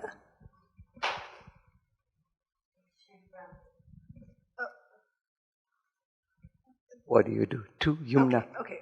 Both of you can ask question one after the other, and we'll take both of them. Go for it, Shaykh. Okay, shukran. Shukran for the talk. Thanks, Sheikh. I was just pondering on this. If one looks at the way things are, the state of the world, and one looks at all the bad things that's going on, you can get this feeling that it looks like sort of, if you compare darkness and light, then it seems like the dark can sometimes be quite overwhelming. What advice can you offer to people on an individual level in terms of kind of expanding the light in your own life? And then obviously, how does that extend on a broader level? How does one eventually try and encourage things for people of goodness to start winning the battle, shall we say? Bismillah. I follow the Quran. And there are many, many ways that the Quran alludes to this. But I share with you the most obvious, the easiest. Take Surah Al-Mulk. It says, فَرْجِعَ الْبَصَرَ. Look at the situation and then return your sight. هَلْ تَرَى مِنْ فُطُورٍ.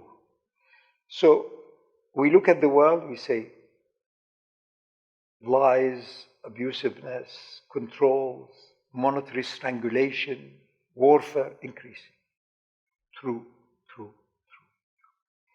We began to organize ourselves without calibrating to the higher. That's what happens. And in the East or amongst the Muslim world, we had no alternative also. We're simple people, a lot of peasants, not complicated, we didn't have coins, we didn't have money, we didn't have any. So we fell into all of that trap. So Muslims, many of them genuine, honest, sincere, simple, decent, have no option other than following the abusiveness, if you like, of the capitalistic, monopolistic system. So the suffering is now complete as such, and it will increase. We have to face it, accept it, resist it if we can, but you're in the same box. One move can be, the whole thing can be, your economy, your system, your whole country can be wiped out.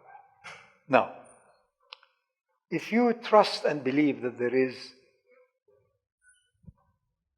a universal cosmic governance, there is God, there is Allah in charge, then the Quran tells you, إِنَّ اللَّهَ بَالِغٌ أَمْرَهُ. Allah will attain His order. What is His order? وَمَا خَلَقْتُ الْجِنَّ وَالْإِنسَ إِلَّا لِيَعْبُدُونَ. I've only created in order to complete, for them to complete their worship of me, to be at one with me. So, having dwelled upon the mess and the misery and so on, and having also assessed what is it you can do to reduce suffering a bit. So that is very important. What little you can do. An orphan here or there, whatever, or talk to, or Muhammad sallallahu alaihi wasallam said, if you can do nothing, when there is all these orphans, wipe the head of one of the orphans with your hand and kindness. The least you can do. So, do what little you can. Then close your mind and reason, go to intuition. See what Allah is doing. Look at the world now is connected. 70, 80 years ago, you had to wait for days for a telegram to come. The telegram man had come. Everybody is rattling. They don't know whether he died or she died, or the ship sank. Look at the connectedness now we have.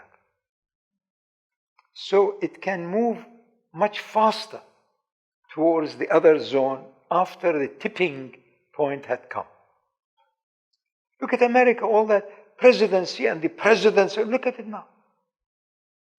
On the face of it, there is chaos in the presidency. But I rejoice because it took away all that fantasy of the presidential office. What? As soon as he was appointed as the minister, then he was demoted. Look at it.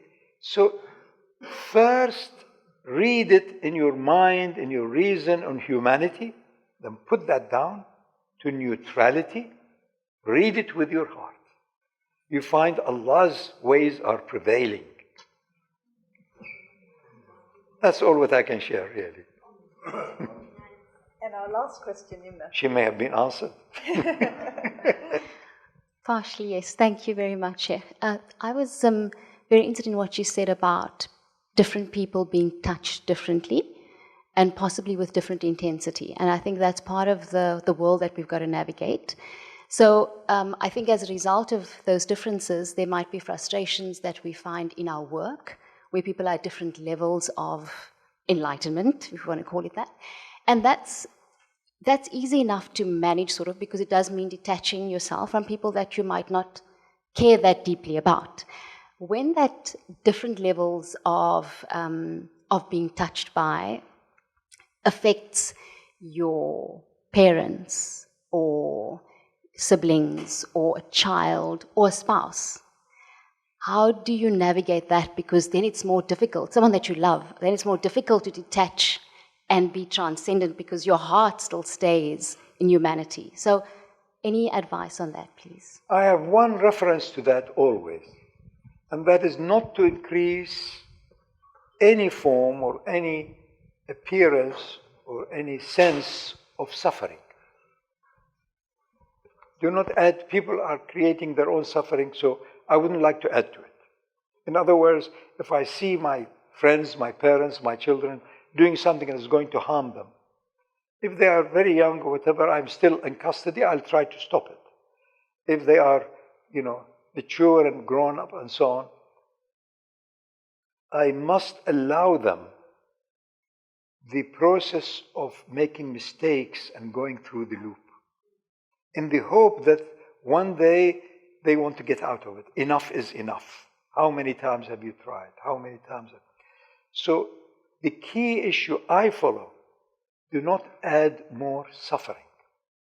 But you cannot always stop suffering or reduce it. You cannot always. If you are asked, and if you know that it's possible to try and redress it or stop it, you will do it. But you have to recalibrate. Otherwise it becomes your own emotion. You're imposing yourself. And that is an emotional imposition or stupid wisdom. It is worldly wisdom. There is worldly wisdom, which is balance, goodness, longevity, durability, continuity. But if it is not recalibrated with spiritual wisdom, you have to run away. You can't interfere. Too premature. You know, I enjoy pruning in the garden. But if the plant is tiny, small, and so on, pruning, you kill it. So many times I killed the plant because I thought, no, it's too many here. You have to allow it for it to have its own this and that and the thorn. Then, so timing is not in your hand. You have to calibrate. You have to ask. To ask the plant, can I prune you? No, really, is it? Ask this. So, not to increase discord, suffering, and confusion. So if you refer to that, then your intuition will tell you. They're fighting each other, they're pulling each other's ears. What are you talking about? Tawheed, one, Quran. What are you doing? You'll have your head smashed. You know, in other words, you have to recalibrate to another reference. They have been seething with anger for years. The husband and the wife, they hate. It started, of course, like everything else. I love you, you are nice, and you know. But now they have got, they're snoring, they have their teeth problem, they have all kinds of things. What are you talking about? But I really thought you loved her. Yes, I did, but that was 50 years ago. So you can't interfere. You can't. I thought my parents loved each other. That's the trick of nature. For two idiots to think they can be one. There is only one. How can you think you're going to be one? So, context, and then follow what's in your heart and recalibrate. Otherwise, you are imposing. You know, people with a bit of spiritual or religious insight can be very powerful, and they can cause more damage. More and more of the wars in the last few hundred years have been inflamed more by religious fervor. Which are, and they mean well, they're not, but it's fervor, it's out of context. The humanity side is not in balance. So we are divine, we are God appointed. God has sent you resignation, go away. Really, without spiritual humor, you will lose it. Because you never had it. So of course you lose. It had you. Your life has you. God's light in you controls you. And the part that you are given is maybe 5%. I am in charge. Maybe 4%. The rest is the autonomic system, this nervous system. No, I did that. You are at best an agent out of an orchestration of multiple forces. Respect the origin, the source, the creator. Alhamdulillah, Shaykh, thank you for your generosity, thank you for your wisdom, and thank you for your enormous love. Thank you all for attending. We are all deeply grateful and graced by your words and your wisdom. I think perhaps we can end with a recitation of Wal Asr, and then we can take off for lunch. Bismillah. Bismillah. I love to hear your voice with Quran. أعوذ بالله من الشيطان الرجيم بسم الله الرحمن الرحيم والعصر إن الإنسان لفي خسر إلا الذين آمنوا وعملوا الصالحات وتواصوا بالحق وتواصوا بالصبر Ameen. Oh, I don't want to move on with that sound. Thank you all. Good luck to you. Be honest, be real. Enjoy your life on earth. ولا تنسى حظك من الدنيا. But calibrate it as to that which is durable. Thank you very much. Now I want to go.